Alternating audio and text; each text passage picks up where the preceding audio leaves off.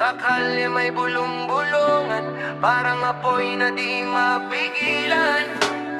Sa telebisyon puro ingay at gulo, mga tao hati di malaman ng totoo. May nagmamasid sa bawat galaw, parang lahat gusto nang magkalinaw. Sa social media puro na bangayan, bawat salita ginagawang sandatahan. Pero sino nga ba ang tunay na tama? Kung bawat kampo may kanya-kanyang drama. Habang umiikot ang balita, maraming puso ang balisa. May naghihintay ng pagbagsak, may umaasang may pagliyak.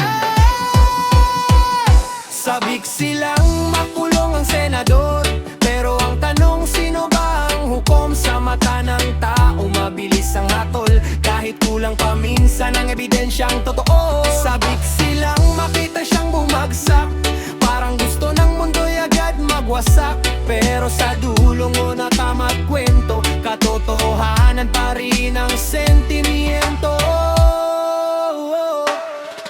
Sa kanto may usapan hanggang madaling araw, mga pangarap tila nawawalan ng ilaw. Habang ang mahirap ay lalong nahihirapan, politika pa rin ang laman ng usapan. May galit, may awa, may duda at takot, bawat isa may sariling sagot. Pero sana bago tayo humusga, pakinggan muna buong istorya.